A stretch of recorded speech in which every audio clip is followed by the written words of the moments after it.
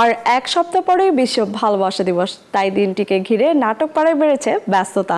সম্প্রতি রাজধানীর দিয়াবাড়িতে শেষ হলো ভালোবাসা দিবসের নাটক হৃদয়ের আয়নার দৃশ্য ধারণ। চলছে টানা শুটিং, কারো হাতেই যেন দম ফেলার সময় নেই। লাইটম্যান, ক্যামেরাম্যান কিংবা শিল্পী নির্মাতা সবাই ব্যস্ত নিজ নিজ কাজ নিয়ে, কারণ আর সপ্তাহখানেক বাদেই বিশ্ব ভালোবাসা দিবস।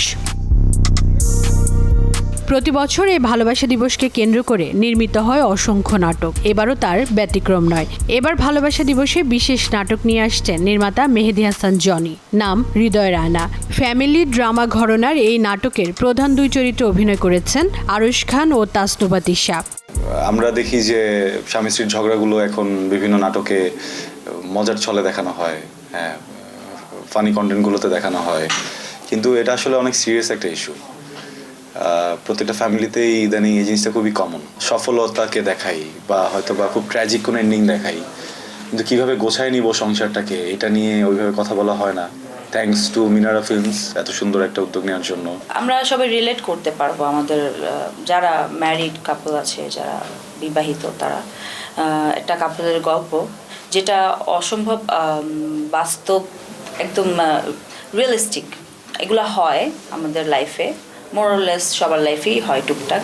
একটি প্রতিযোগিতা ৩৫০টি নাটকের গল্প থেকে বাছাই করা সেরা গল্পে নির্মিত হচ্ছে নাটকটি। হৃদয়ের আয়না নাটকটি লিখেছেন সজীব মাহমুদ। এই গল্পটা একটা কমন ফ্যাক্ট, হ্যাঁ, আমরা সচরাচর দেখি, মানে এটা প্রত্যেকটা মানুষের লাইফেই ঘটে।